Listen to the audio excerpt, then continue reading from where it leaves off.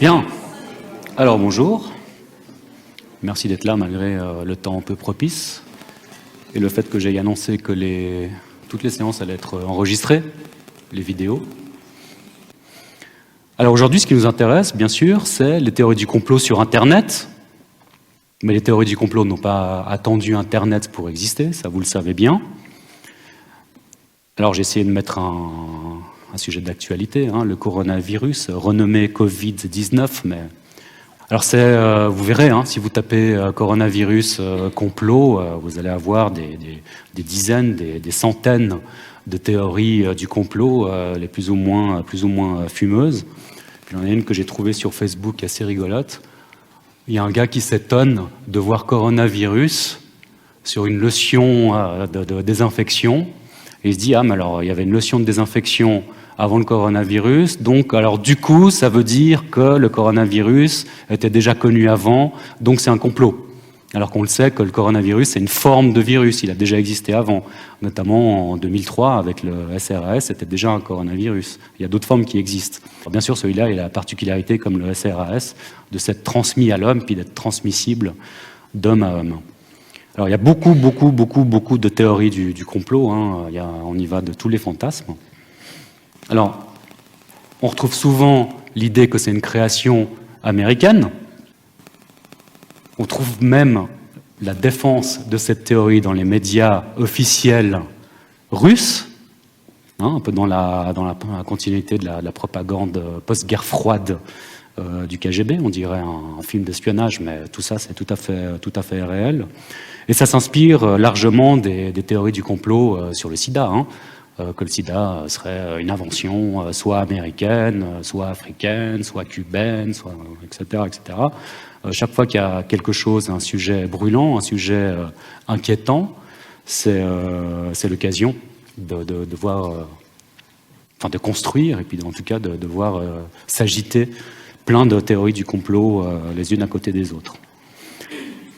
Également l'idée que ça peut être un virus fabriqué par les Américains, par ce monsieur-là, qu'on aime beaucoup, Donald Trump, pour miner l'économie chinoise, bien sûr. Autre type de réseau de théorie du complot, ce serait une création du parti communiste chinois pour lutter contre la surpopulation ou pour lutter contre les Chinois qui se révoltent contre le gouvernement.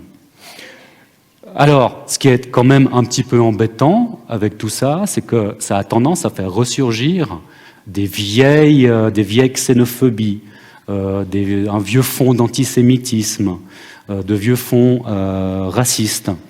Alors il y a cette première page du Courrier Picard qui a défrayé la chronique le 26 janvier 2020, qui parlait de l'alerte jaune.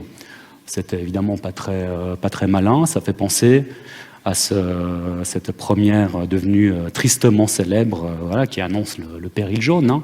Faut se méfier des Chinois qui vont nous envahir, comme là on voit toute l'iconographie effrayante, le méchant membre du Parti communiste avec ses grandes mains, avec les ongles qui va aspirer toute la terre entière.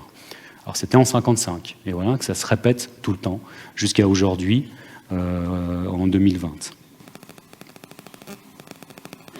Alors heureusement, si on regarde les réseaux sociaux notamment en Asie, alors là c'est une chaîne d'information de Hong Kong qui s'est inspirée d'un blog d'un photographe de Hong Kong qui s'est amusé à fabriquer des boulettes de viande en forme de coronavirus.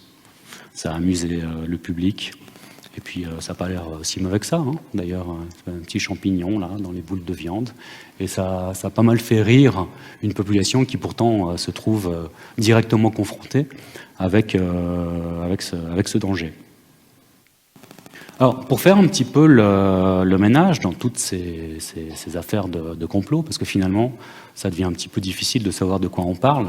Les complots, les complotistes, les conspirationnistes, ceux qui luttent contre le complot. Parfois, quand on lutte contre le complot, on a l'impression d'être soi-même un petit peu un complotiste. Alors je vais vous proposer une série de définitions, en tout cas plutôt de citations, d'approches de la théorie du complot qui vont, j'espère, nous permettre d'y voir un tout petit peu plus clair.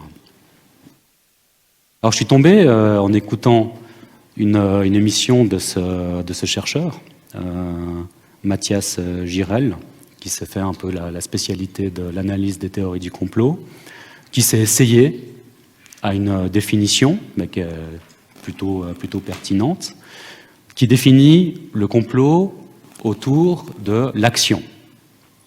Une action explicitement concertée d'un petit groupe, ça c'est important, c'est d'un petit groupe, c'est pas d'un grand groupe, parce que les théories du complot, souvent, elles veulent dénoncer un espèce de nouvel ordre mondial, un grand groupe, et on verra en quoi ça pose problème. En tout cas, la définition de base du complot, c'est un petit groupe d'acteurs qui visent en secret, bien entendu, une fin légalement ou juridiquement répréhensible à l'insu du plus grand nombre.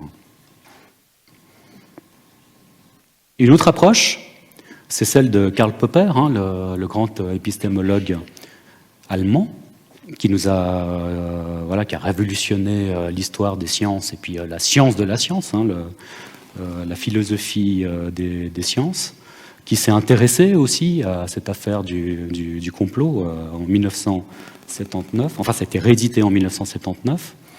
Et il propose cette définition suivante. Il existe une thèse que j'appellerais la thèse du complot, selon laquelle il suffirait, pour expliquer un phénomène social, de découvrir ceux qui ont intérêt à ce qu'il se produise. Donc, d'une part, on a le fait que c'est une action. Là, on a un deuxième élément.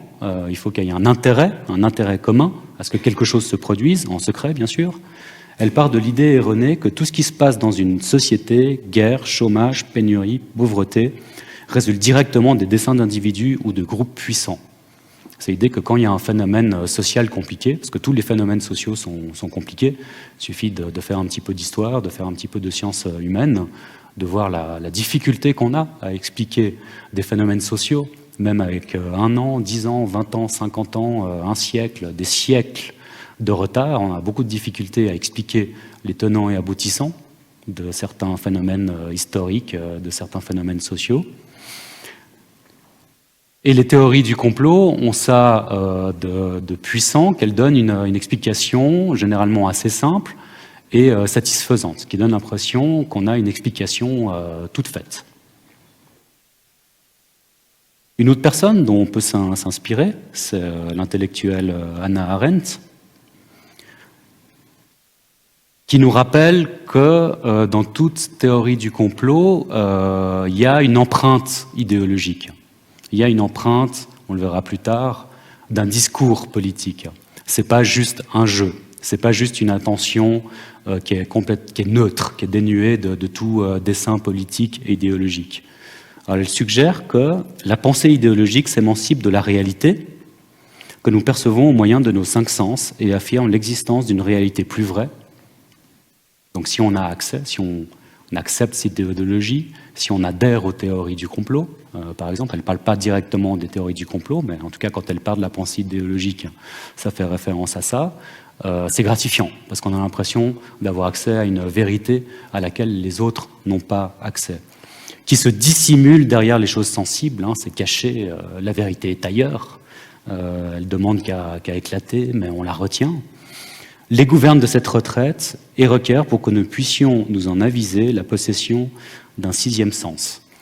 Donc cette idée que si on veut découvrir les choses, ou dès le moment où on va adhérer à une théorie du complot, on va faire partie des happy few, d'une certaine manière d'un club de privilégiés qui auront accès à cette vérité, sans forcément adhérer à cette idéologie, et c'est là un petit peu le problème, alors que les intentions qui sont derrière sont souvent des intentions idéologiques, comme on va pouvoir le voir.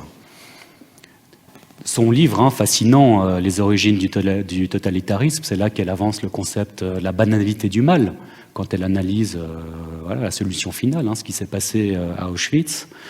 C'est qu'au fond, c'est quelque chose de très banal. Cette violence, l'horreur humaine, c'est pas juste le fait d'un fou furieux, qui était Hitler, qui est peut-être Donald Trump, qui est plus assurément Bolsonaro. Mais on a tous cette identité, cette forme de fantasme de destruction, d'explication simpliste. Personne n'est épargné par cette pulsion, et parfois il suffit juste d'avoir une configuration historique pour que ça éclate. Dans tout son livre, elle montre vraiment du doigt la puissance de l'idéologie et tente d'expliquer comment il se fait que des gens brillants, des politiciens brillants, des gens intelligents, elle parle de la banalité du mal, j'aime beaucoup parler aussi de la bêtise des intellectuels. La bêtise des intellectuels, elle est sidérante. Lorsque leur intelligence est mise au service de l'idéologie, c'est terrifiant. Ça nous amène aux pires atrocités possibles, et on se demande avec du recul, mais comment on a pu penser des choses comme ça, comment on a pu aller jusque-là. Vraiment la puissance anthropologique, j'ai envie de dire, de l'idéologie. Alors idéologie, à la limite, je préfère encore le terme de dogme, parce qu'il y a plusieurs définitions de l'idéologie. Là, c'est une idéologie plutôt connotée négativement. Si on se réfère, par exemple, à comment s'appelle-t-il déjà ? Bon, j'ai oublié son nom, mais une définition plus neutre de l'idéologie, c'est un système de pensée. Et forcément, on répond tous de système de pensée. Alors, on pourrait préférer le terme de dogme, mais en tout cas, à cette époque-là, dans la critique, l'idéologie, c'était vu comme quelque chose de négatif. On peut aussi s'intéresser, alors là, dans une perspective plus individuelle, et je dirais plus interactionniste, qui nous vient de Georg Simmel, qui est un sociologue interactionniste, qui a fondé l'école interactionniste de la sociologie, et il nous propose la chose suivante. On a donc raison de dire qu'un secret connu de deux personnes n'est déjà plus un secret. Alors, ça souligne le fait que le secret, et le secret du complot, en l'occurrence, puisque c'est le sujet qui nous intéresse aujourd'hui, c'est quelque chose de fragile. C'est pourquoi, dans son essence, la protection qu'il donne, les secrets, n'est pas absolue, mais seulement temporaire. Oui, avoir un petit groupe restreint de personnes qui ont un intérêt, qui ont une action commune, qui sont guidées par une idéologie, ça peut fonctionner. Ils peuvent opérer dans le secret pendant un moment. Mais ce qui veut dire par là, c'est que ça finit de toute façon par éclater. Parce que, voilà, in vino veritas, on boit un petit coup, on va parler, par maladresse, on va dire des choses aux gens qui nous entourent, à la famille, etc., etc. Les secrets sont très difficiles à garder. Et lorsque des contenus existentiels de valeurs sociales positives sont véhiculés par des sociétés secrètes, lui il parle de sociétés secrètes, il ne peut s'agir en fait que d'un état transitoire, dont ils n'ont plus besoin après s'être tant soit peu renforcés. C'est vrai, un complot, au fond, il peut être que transitoire, dans la plupart des cas. Quand il est réussi, il a des effets. Et puis du coup, c'est difficile d'en cacher les coulisses, et c'est même contre-productif. Si vous prenez le complot du 11 septembre, parce que oui, le 11 septembre, c'est un complot, mais ce n'est pas un complot de la CIA, c'est un complot d'Al-Qaïda. Alors les complotistes qui veulent absolument voir du complot partout, bah oui, c'est un complot d'Al-Qaïda. Mais le fait de dire c'est nous qui l'avons fait et nous avons comploté à l'abri des services secrets américains, vous n'avez rien vu, ça fait partie même de l'intérêt visé, qui est de terroriser la population américaine, qui est un acte de guerre.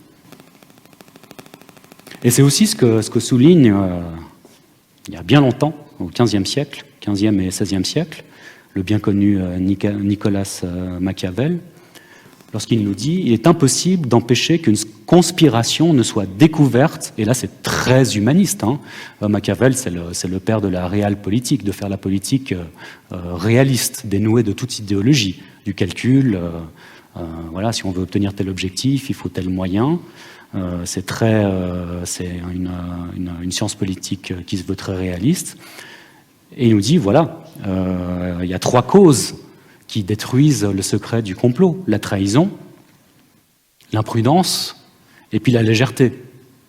Typiquement, on boit un coup et puis on commence à raconter des choses qu'on n'est pas censé raconter.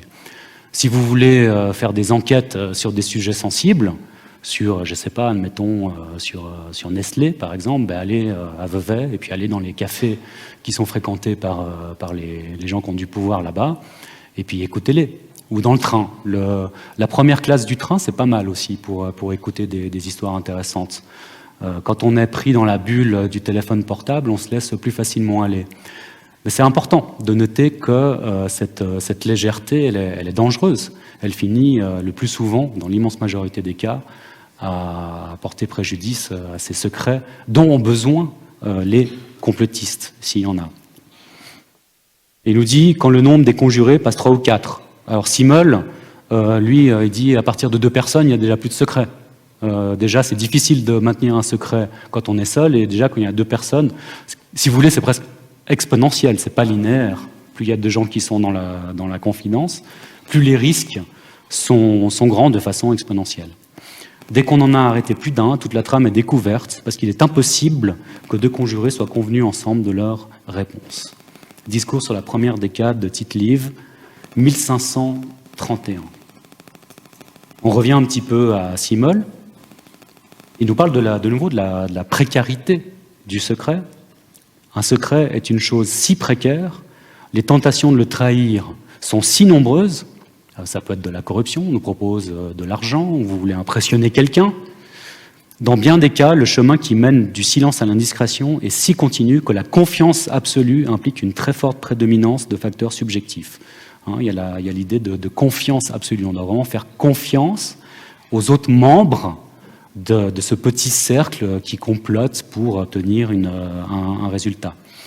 C'est pourquoi les sociétés secrètes sont une école extrêmement efficace de la solidarité morale entre les hommes. Alors là, on voit vraiment la plume de l'interactionniste. Il nous dit encore que les sociétés secrètes recherchent naturellement le moyen de susciter psychologiquement le silence qu'on ne peut imposer aux individus par la force. Là, il s'intéresse aux moyens qui sont utilisés par ces sociétés secrètes pour entretenir le secret, pour entretenir la confidentialité. Ce qu'il entend par là, c'est que c'est pas inné, ça s'apprend, ça demande une certaine discipline, ça demande une pratique, ça demande même certaines postures. Il mentionne dans le texte Secret, Société secrète que les gens qui gesticulent beaucoup ont tendance à livrer des secrets plus facilement que ceux qui sont plutôt discrets dans leurs mouvements. Il y a une continuité entre la disposition, la posture psychologique et la posture corporelle même. Le sermon et la sanction viennent en premier lieu et peuvent se passer de commentaires, évidemment. Si vous livrez, ça fait penser au Non-Disclosure Act que vous signez quand vous travaillez pour une entreprise, que si vous dévoilez un secret d'entreprise, vous allez pouvoir être puni. Alors, justement, ça m'est arrivé par imprudence. Quand je travaillais comme ingénieur, on avait un projet relativement novateur à l'époque. On pensait déjà faire du marketing digital personnalisé. Ça, c'était en 92. Et puis, il y avait un ancien copain de l'école d'ingénieur qui m'avait appelé pour discuter, c'était sympa de se revoir, etc. Il m'avait cuisiné. Et comme j'étais très naïf, je suis toujours plutôt naïf d'ailleurs, comme gars, il m'a soutiré des informations sur ce qu'on a fait. Et ensuite, mon patron heureusement, il est très gentil, il m'a convoqué, il m'a dit, voilà, t'as livré telle et telle information à notre concurrent direct. Donc c'est très difficile de garder un secret. Pourtant, je savais que je ne devais pas communiquer des choses. Mais voilà, c'est un ami, et puis on a bu une bière, et puis il y avait du vin à table, et puis il a payé la tournée, et puis il s'y est très bien pris. Plus intéressante est la technique assez fréquemment utilisée qui consiste à apprendre aux néophytes à se taire systématiquement. Là, vraiment, je mets ça pour insister sur le fait que n'est pas quelqu'un qui garde le secret qui veut. Ça demande un apprentissage. Ça demande des dispositions psychologiques, sociales, voire même posturales. Le secret, ça s'apprend. Dernier point, alors ces points ne sont pas exhaustifs, mais c'est des points quand même qui reviennent souvent dans la littérature des auteurs qui s'intéressent au complot. J'aime beaucoup ce terme, c'est le concept de millefeuille argumentatif proposé par Bronner, Gérald Bronner, qui est un chercheur parisien. Il nous raconte, à la lecture même superficielle des sites conspirationnistes qui s'occupent de l'élucidation des attentats du 11 septembre ou de la mort de Michael Jackson, on est frappé par l'ampleur de l'argumentation développée. C'est vrai que c'est très souvent intelligemment ficelé, et par la difficulté pour l'esprit non préparé de répondre rationnellement à cette masse de pseudo-preuves. C'est-à-dire c'est travaillé. Il vous propose des arguments massus, des arguments qui ne sont pas tenables d'un point de vue rhétorique, qui sont scientifiquement pas valides. Le plus souvent, c'est « prouve-moi que c'est faux ». Ça, c'est imparable. Hein. Il y a une inversion du fardeau de la preuve, mais c'est très bien ficelé, et il faut être muni, il faut être doté d'outils rhétoriques pour répondre à ces personnes qui défendent les théories du complot. Parce qu'il y a une telle joie, il y a une telle jouissance, il y a une telle satisfaction à trouver des explications sur des phénomènes qu'on ne connaît pas, à disposer d'explications que les autres n'ont pas. Ça peut être quelque chose qui devient constitutif de la psychologie d'une personne, de l'équilibre psychologique d'une personne, que si vous attaquez à ça, ça part vite en foire d'empoigne. Alors, l'auteur continue, voilà l'ampleur de la difficulté. J'ai proposé de qualifier ces millefeuilles argumentatifs de produits fortéens. Alors, qu'est-ce qu'il entend par millefeuille argumentatif? C'est que dans ces théories du complot, c'est pas tout bidon.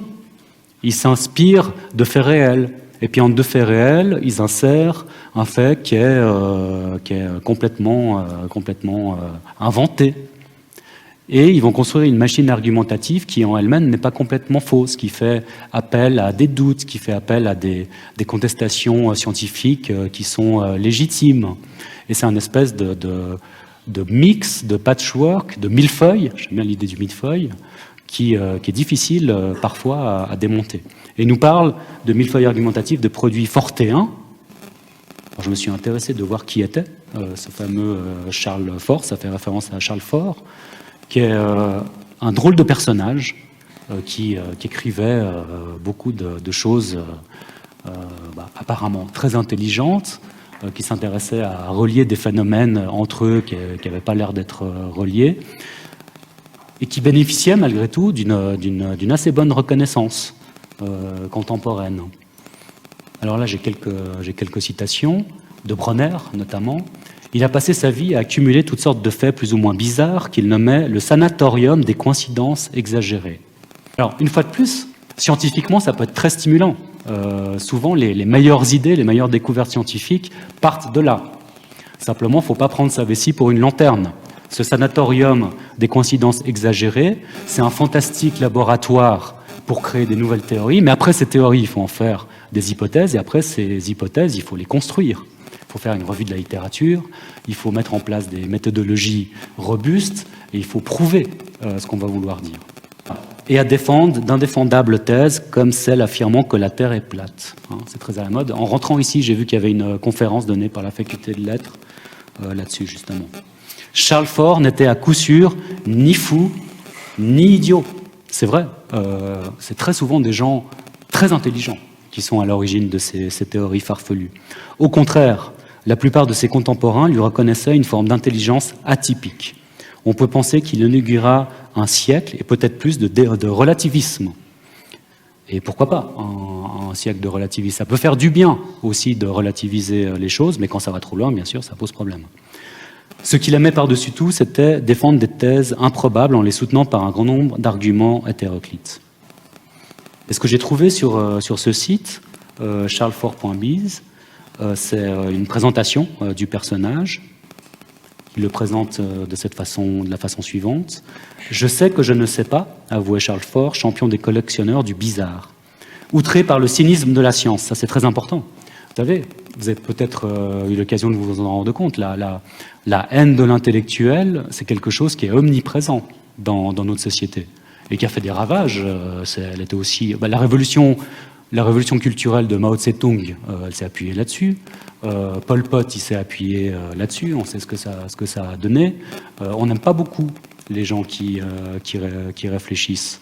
Et c'est vrai que parfois, on peut avoir la tendance d'être un petit peu condescendant, de dire voilà, j'ai accès à des énoncés scientifiques, et puis ce que je dis, c'est la vérité. C'est vrai qu'il faut faire attention avec ça, parce que c'est cette haine de l'intellectuel, ou c'est ce sentiment d'être mis dans une position inférieure qui peut générer ce type de discours.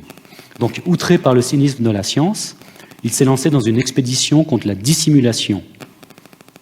Alors, on le cite, « La science doit abandonner ses illusions de certitude », c'est fort comme affirmation, et laisser l'humain embrasser les expressions discordantes de l'univers. Vraiment, dans ces phrases, il y a l'idéologie même des complotistes.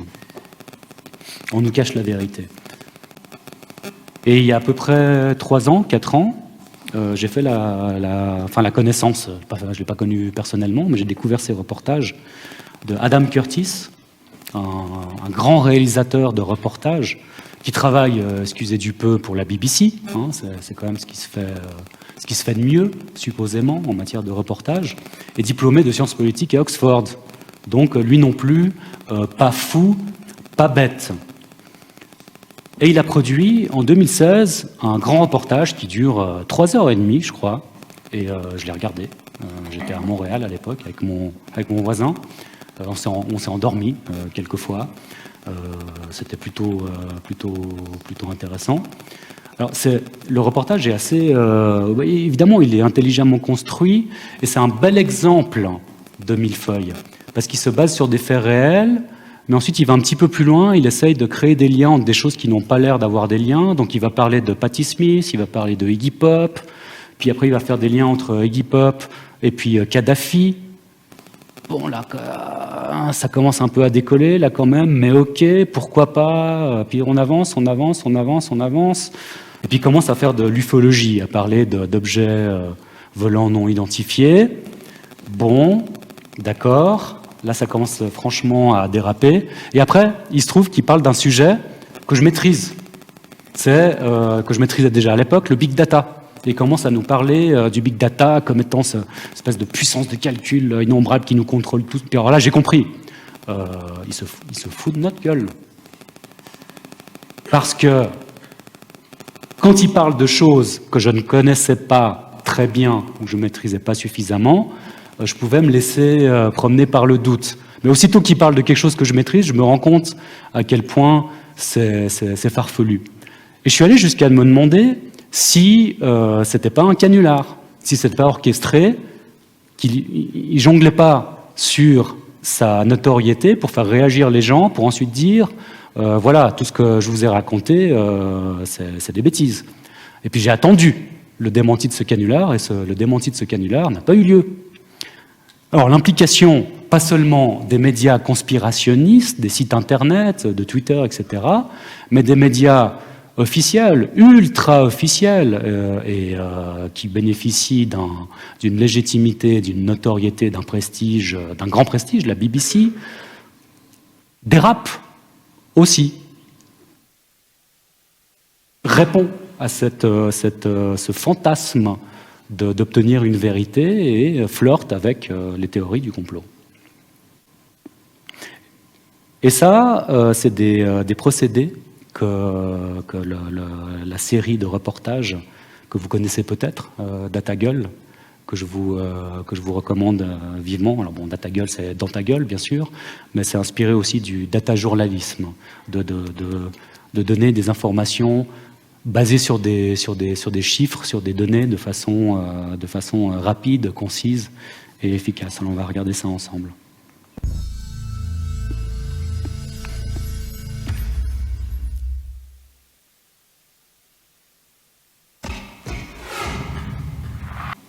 Eh oui, c'est bien ça. Elle doute de tout sauf d'elle-même. Mais ce qu'il faut retenir là, ce que j'ai déjà suggéré à maintes reprises, c'est que les théories du complot, le conspirationnisme, c'est un acte politique.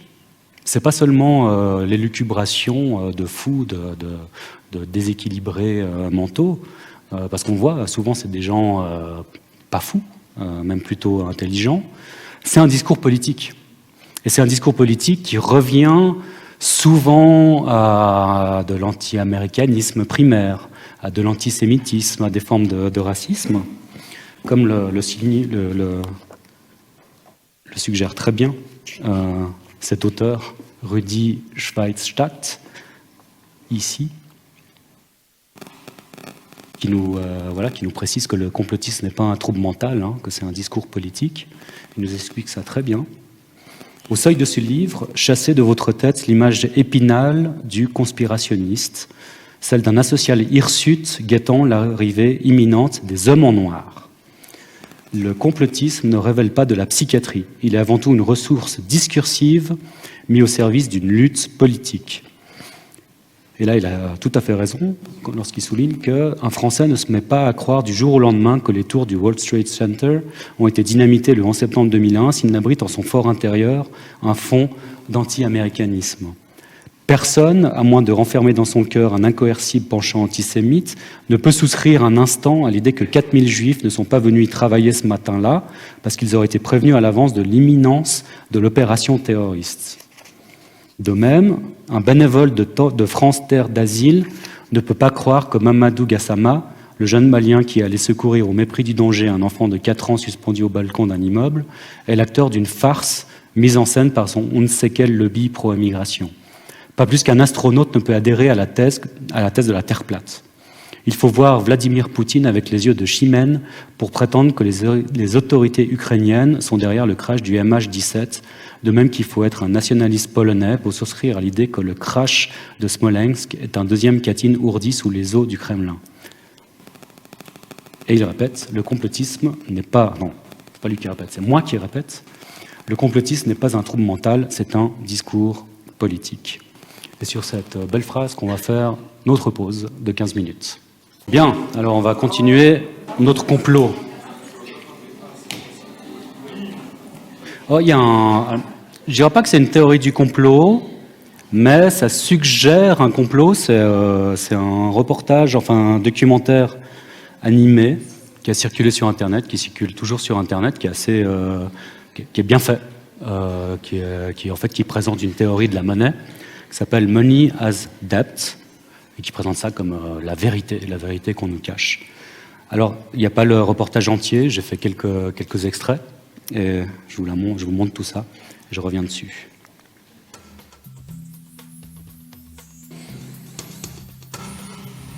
Voilà, jolie petite musique. Là, on voit un petit peu le millefeuille, il y a beaucoup de citations qui sont données.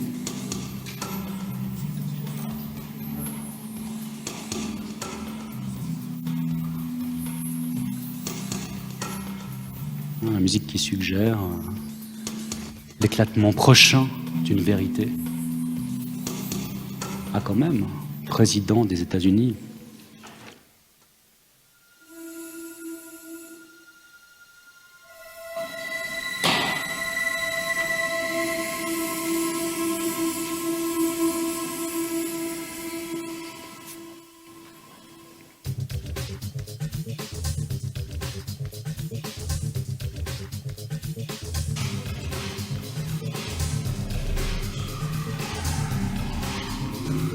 Voilà, je vous passe un petit peu le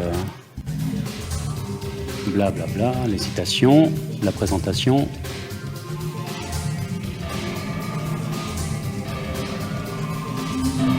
Donc ça, c'est vous et moi. Ça y est, les Illuminati. Il n'y fait pas directement référence dans le discours, mais c'est une référence cachée. It's not surprising that monetary theory hasn't inspired any blockbuster movies, but it was not even mentioned at the schools most of us attended. En soi-disant, c'est pas enseigné. Most of us, the question where does money come from? On nous cache tout. A picture of the mint printing bills and stamping coins. Money, most of us believe, is created by the government. It's true, but only to a point. Few people are aware today that the history of the United States since the Revolution in 1776 has been, in large part, the story of an epic struggle to get free and stay free of control by the Europeans. C'est cette animation qui m'a mis la puce à l'oreille. Hein. Ça rappelle l'imagerie de ce bouquin, le protocole des sages de Sion, hein, la pieuvre qui avale la planète. And international banks. This struggle was finally lost in 1913 when President Woodrow Wilson signed into effect the Federal Reserve Act, putting the international banking cartel in charge of creating America's money. The power of this system is deeply ingrained. So is the educational and media silence on the subject. Years ago, Canadian Deputy Prime Minister surveyed scores of non-economists, both highly educated professionals and common-sense people on the street, and found that not one of them had an accurate understanding of how money is created. De nouveau, la vérité est cachée, on ne sait pas, ça passe pas à la télévision, il n'y a pas eu de blockbusters qui ont parlé de ça. And has almost everyone proverbial had a lot of you, people, including the frontline employees of banks, have never given the matter a moment's thought. Personne ne sait. Have you? Est-ce que vous savez? The money as debt system was born a little over 300 years ago, when the first Bank of England was set up with a royal charter for fractional lending of gold receipts at a modest ratio of 2 to 1. That modest ratio was just the proverbial foot in the door. The system is now worldwide, creates virtually unlimited amounts of money out of thin air, and has almost everyone on the planet chained to a perpetually growing debt that can never be paid off.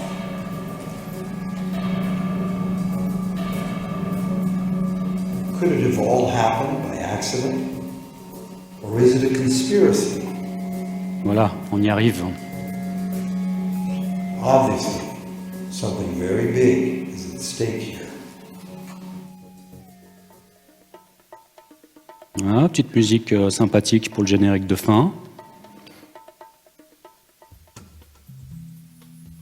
Voilà, j'adore cette citation. Quiconque contrôle le volume de la monnaie, voilà, ça va un peu vite.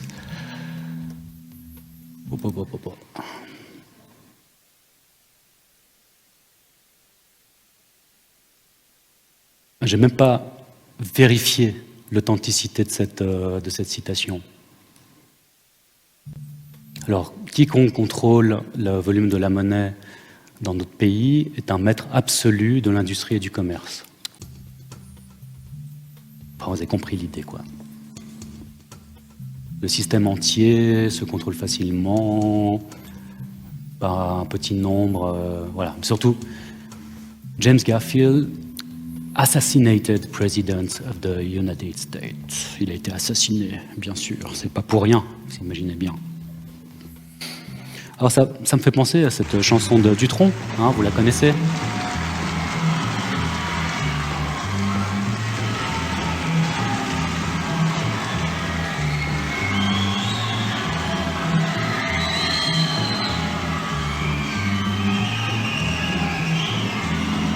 Merci, messieurs, dames, merci.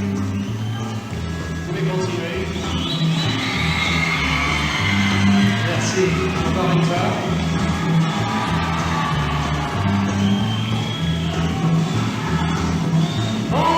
Just on ne dit rien. Vous la connaissez? Non? On nous informe, on ne sait rien. Attends, avait-il compris? Voilà, 1967, enfin tout ça pour dire que ce fantasme du complot, de la vérité qui nous est cachée, non, c'est pas que les choses sont complexes, c'est qu'on nous cache la vérité. C'est un vieux fantasme. Et cette vérité si secrète que révèle ce reportage Money as Debt, alors je ne sais pas si dans votre cursus de première année vous aurez accès à un cours de politique économique, mais c'est vraiment c'est les premières leçons. C'est le b.a.-ba de la théorie de la monnaie que vous suivez dans un cours de politique économique. Que j'ai suivi moi-même il y a longtemps déjà, c'est vraiment les bases, quoi. Et en gros, ce reportage, il enfonce des portes ouvertes. Ou même si vous lisez un article dit Economist, vous écrivez théorie de la monnaie sur Internet, ou simplement vous ouvrez un peu plus vos oreilles que ce Paul Guignon, tout ce qu'il raconte, c'est parfaitement connu. Il n'y a rien de vraiment nouveau. Mais dans ce récit que tout le monde est capable de connaître, hein, qui est vraiment la théorie de la monnaie à l'état pur, on On y insère des insinuations, on essaie de nous faire croire qu'on nous le cache, alors qu'en réalité, on ne nous le cache pas. Si ce n'est pas enseigné à l'école primaire, c'est que c'est peut-être un peu tôt pour enseigner la théorie de la monnaie à des enfants de 12 ans ou de 15 ans, je suppose. Hein, c'est pas qu'il y a un programme gouvernemental qui interdit aux professeurs de donner des leçons sur la théorie de la monnaie. Alors, tout ça, ça fait un peu rire, hein, on a envie d'en rire, faut-il en rire? Ben, quand même, bof. Parce que quand on cherche, d'accord, ces complotistes veulent mettre le mot sur pointer du doigt les comploteurs, les responsables, les salauds qui nous gouvernent, qui nous manipulent, etc. Très souvent, c'est un aller simple vers la haine, vers le racisme et vers l'autoritarisme. Hein, ben voilà, ça vous rappelle quelque chose, hein, cette iconographie, la pieuvre sur la terre, quoi. C'est ce qui alimente encore aujourd'hui les néo-nazis, les antisémites dans leur ensemble. Je ne sais pas si vous connaissez ce site, Égalité et Réconciliation, le site de notre ami Alain Soral, qui lui non plus. Alors, qu'il n'est pas fou, ça je suis pas sûr, mais en tout cas il n'est pas bête. Ça c'est une invention, hein. Il est trop malin pour mettre un hashtag balance ton juif, mais disons que si il y a les Franco de port, c'est ça qui ferait. Puis là, on ne peut pas s'empêcher de penser à Bolsonaro, qui n'est pas à une théorie du complot près. Je pense notamment au fait qu'il a nommé tout récemment un créationniste à la tête des hautes écoles de l'enseignement au Brésil. Et d'un point de vue psychanalytique, c'est pour ça que je fais mention de Jacques Lacan, qui s'est beaucoup intéressé à la paranoïa, il nous décrit la paranoïa comme étant une jouissance, même une jouissance d'ordre sexuel, si on est freudien, une jouissance du contrôle absolu, de la maîtrise des choses, de la domination,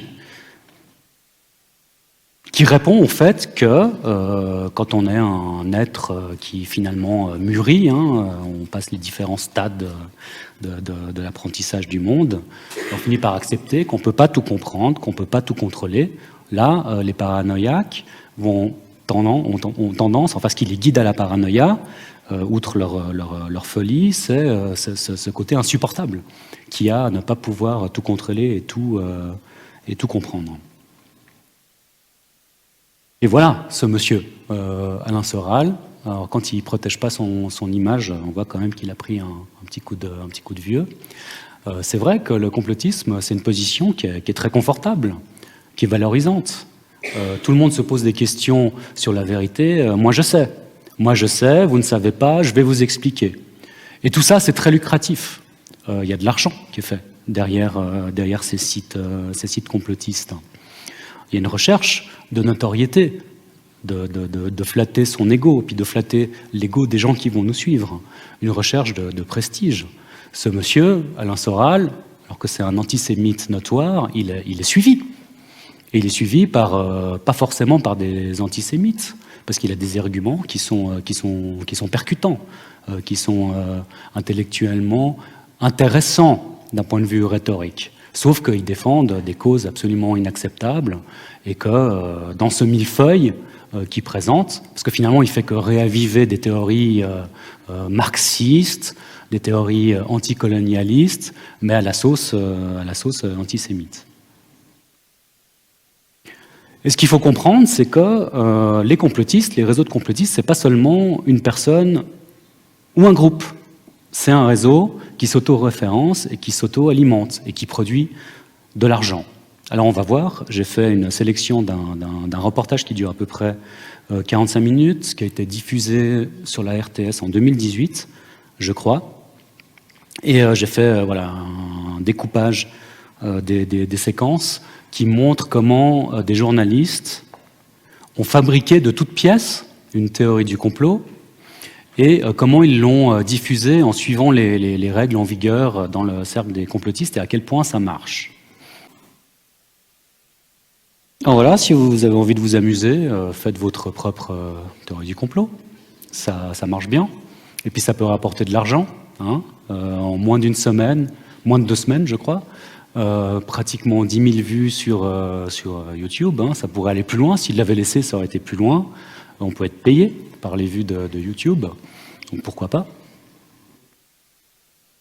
Ce qui est aussi intéressant, c'est que, d'ailleurs ils le soulignent eux-mêmes à la fin du reportage, que j'essaye de mettre en entier sur Moodle, mais il y a une limite de taille. Alors, pour l'instant, j'y arrive pas, mais je vais essayer de le faire quand même. Ils se rendent compte qu'ils finalement ils utilisent un peu la même iconographie, la même musique, et que quelque part aussi ils avancent une théorie du complot, le complot des complotistes. C'est un peu c'est un peu Ouroboros, le serpent qui se mord la queue. Alors, quelle est la différence entre, au fond, dénoncer les théories du complot ou faire une théorie du complot? Il y en a une, il y en a même plusieurs. La théorie du complot, c'est une théorie du complot. Et puis, eux, ils essayent, en tout cas, de se baser sur des théories scientifiques, de faire un travail journalistique, un travail d'investigation sérieux. Et du coup, c'est pas seulement une théorie du complot. C'est une théorie du complot, peut-être, mais d'un complot qui existe, du coup, celui des conspirationnistes, et qui, qu'on peut qualifier de façon scientifique. Et qu'est-ce qui nous reste à faire si on veut faire ce travail de façon objective? C'est identifier, entre autres, la liste n'est pas exhaustive, la rhétorique des complotistes, identifier leurs intérêts, vous vous rappelez la citation de Popper, leur sphère d'action, etc., etc., de passer les théories au crible de l'analyse épistémologique. Alors si on s'intéresse à la rhétorique, certains éléments, on a vu, ils le mentionnent eux-mêmes, c'est très utile, c'est très fécond de flatter l'ego, de donner un sentiment de supériorité et de puissance. Et ça, vraiment, vous allez le rencontrer tout le temps, c'est ce déplacement du fardeau de la preuve. Prouve-moi que c'est faux. Déjà, juste de répondre, non, écoute, c'est toi qui m'annonce quelque chose, c'est à toi de m'apporter la preuve de ce que tu prétends. C'est pas à moi de prouver le contraire de tout ce que tu dis. Il en va de même avec les affirmations des partis d'extrême droite. C'est la même rhétorique. Prouvez-moi que c'est faux. Voilà, les maladies, c'est les étrangers, la baisse de la croissance, c'est les étrangers, la pauvreté, c'est les étrangers, etc. Prouvez-moi que c'est faux. Non, c'est pas à nous de prouver que c'est faux, c'est à eux de prouver que c'est vrai. Sauf que sur un plateau de télévision, et des médias qui sont avides de polémiques, on n'a pas le temps. On n'a pas le temps de démonter leur rhétorique. Et pour reciter Bronner, qui nous avait proposé ce concept de millefeuille argumentatif, toutes ces contributions, encore une fois, aboutissent à une forme de sidération mentale qui fait croire aux esprits enclins à endosser ce type de mythologie que tout ne peut pas être faux, et si la vérité était ailleurs. Alors, je parlais d'épistémologie tout à l'heure, alors quelques règles épistémologiques de base qui fondent la science. Alors oui, être sceptique, se dire ceci est un mensonge ou ceci n'est pas vrai, c'est la démarche même de la science, c'est très positif. Mais en l'absence de démonstration, de construction d'hypothèses qui elles-mêmes déjà ont passé le filtre des théories qui ont déjà été éprouvées par le passé, et surtout d'une méthodologie robuste, si ça n'a pas été prouvé, une hypothèse, ça reste une hypothèse et non pas une thèse, non pas une théorie. Aussi, comme le souligne Popper, qu'on qualifie aussi le père du falsificationnisme, c'est l'idée qu'une hypothèse, elle doit être présentée de telle manière à pouvoir être falsifiée. Le problème, c'est que maintenant, il y a tellement d'enjeux dans la science qu'on va avoir tendance à donner des théories ou à proposer des formulations qui ne sont pas falsifiables. Et on va, plutôt que rechercher, dans l'idéal poppérien, quand on fait de la science, on doit s'évertuer à falsifier ses idées, à falsifier ses théories. C'est ça l'honnêteté intellectuelle. Seulement, malheureusement, le plus souvent, c'est pas ce qui est fait. Et ça, c'est typique, notamment des théories du complot, qui vont formuler les choses d'une manière qui ne soit pas falsifiable. Et encore une fois, mais là, j'insiste volontairement, parce que c'est vraiment fondateur de la rhétorique de ces théories, le fardeau de la preuve incombe à la personne ou au groupe scientifique ou au groupe qui affirme quelque chose. Pas de « prouve-moi que c'est faux ».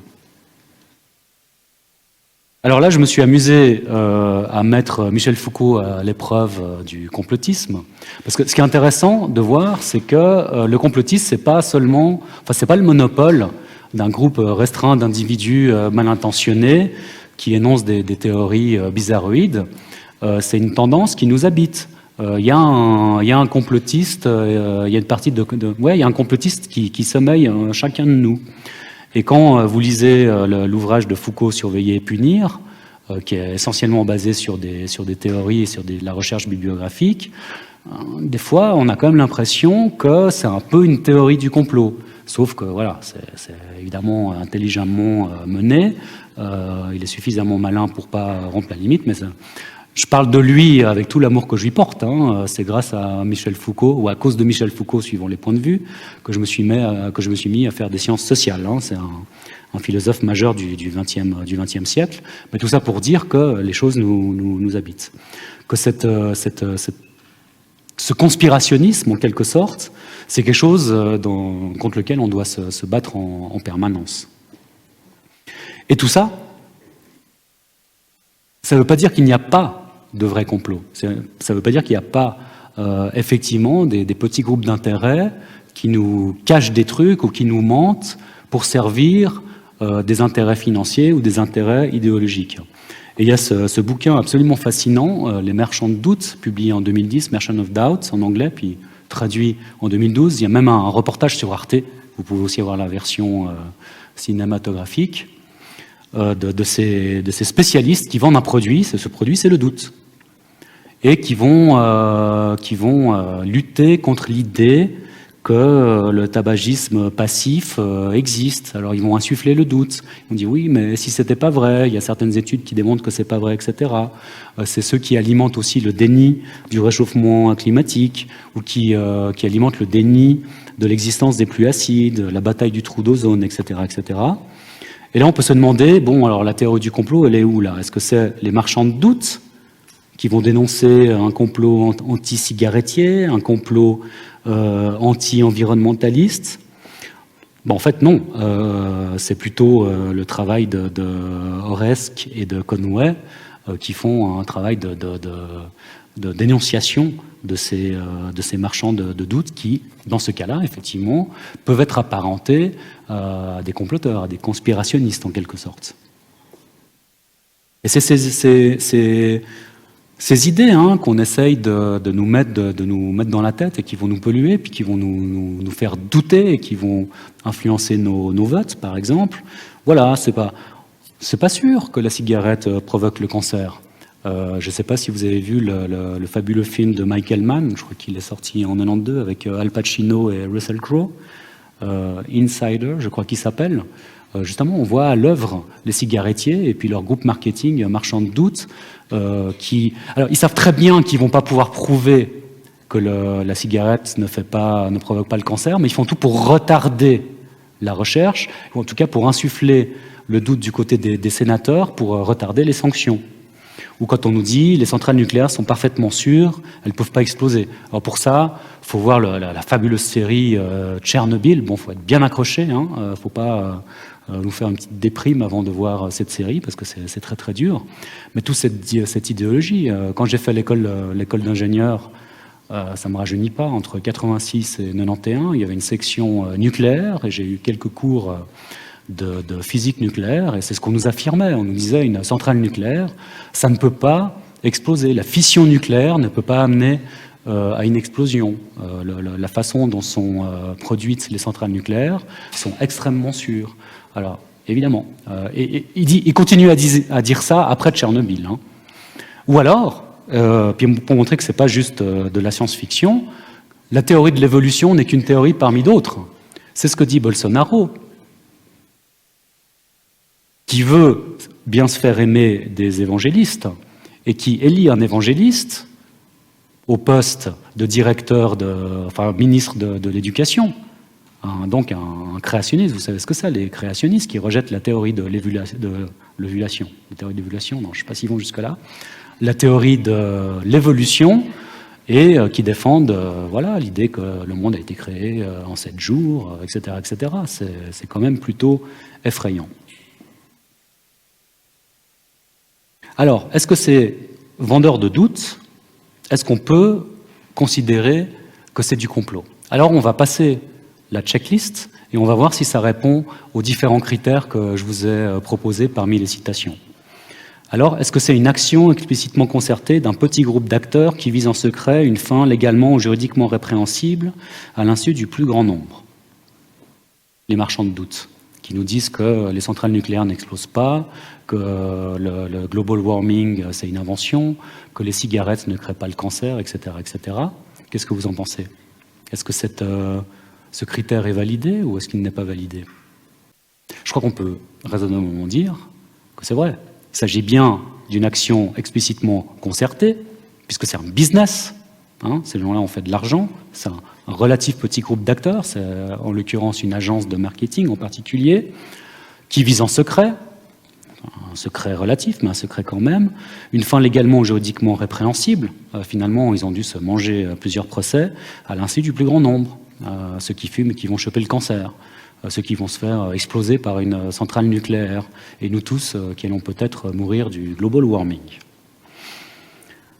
Deuxième point, alors c'est le critère de Popper, une thèse, la thèse du complot, vous vous rappelez de la citation, qui ont intérêt à ce que ça se produise, alors voilà, qui a des intérêts à nier les évidences. Vous pensez que ce critère est validé ou pas validé?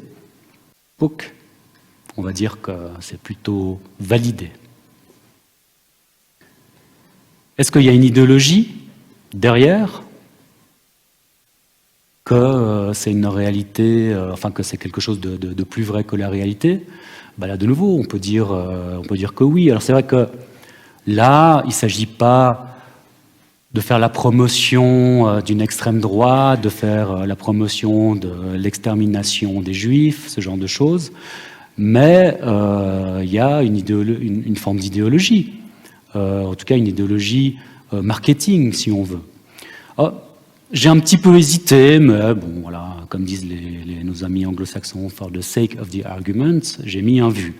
Mais on aurait pu mettre un so-so.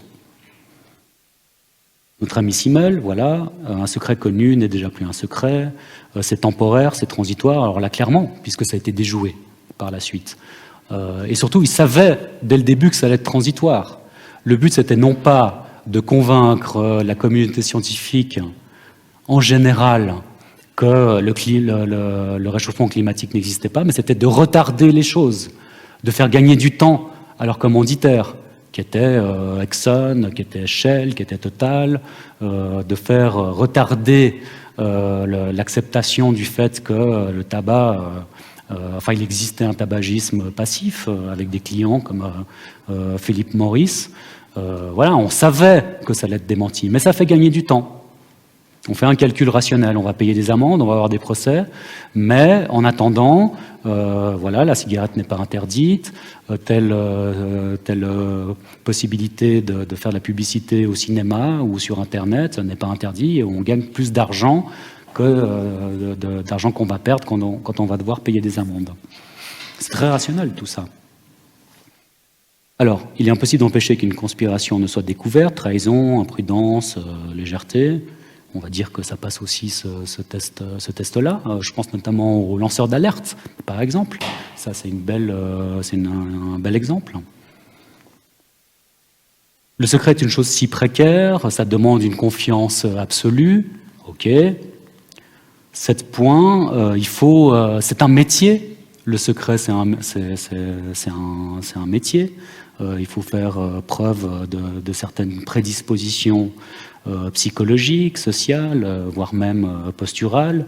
Bon, c'est pas forcément le point le plus saillant pour ceci, mais on va dire que ça passe le test, en quelque sorte.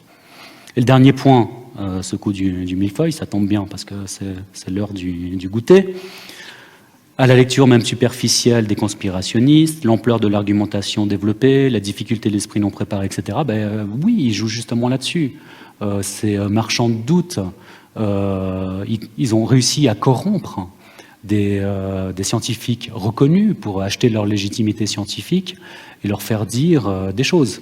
Il y a eu le cas d'un chercheur d'un chercheur en sciences médicales, enfin en médecine, voilà, à Genève. Ça a fait scandale parce qu'on a pu prouver qu'il avait été payé par Philip Morris pour démontrer que la fumée passive pouvait être discutée. Donc là, on est vraiment dans ces intersections entre le vrai et le faux, cette superposition de couches, il y a du vrai, il y a du faux, il y a du faux, il y a du vrai, d'insuffler le doute. Donc on va dire que c'est bon. Mais je dirais que le vainqueur, toute catégorie, le champion du monde, ça reste, en matière de théorie du complot, ça reste ça.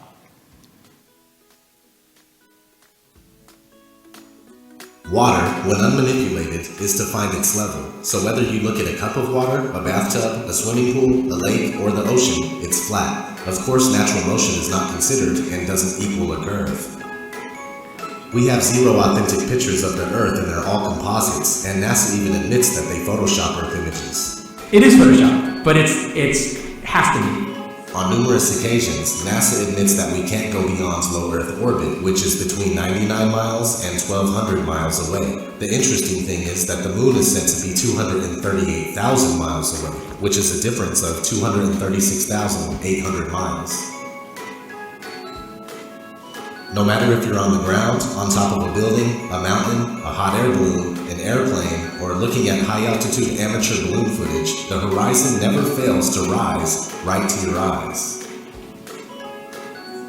Whether you are looking at Toronto's skyline from Niagara on the lake, 31 miles away, Chicago's skyline from Union Pier, 43 miles away, or even Oahu from Kauai, which is up to 108 miles away from center to center, or 73 miles away from the closest points. You will not see any curvature where it's supposed to be. According to the Pythagorean theorem, which states that the curvature of the Earth is 8 inches per mile squared, Oahu should not be visible whatsoever, but you can see the whole thing. In 1887, Albert Michelson and Edward Morley conducted what's known as the Michelson-Morley experiment. This experiment was attempting to prove the speculated motion. Enfin, vous avez compris, hein, c'est tous les arguments des platistes, donc ceux qui soutiennent l'idée que la Terre est plate et que la découverte de la rotondité de la Terre, c'est un complot international. Voilà, merci beaucoup. N'hésitez pas à me contacter si vous avez des questions ou quoi que ce soit. Et à la semaine prochaine.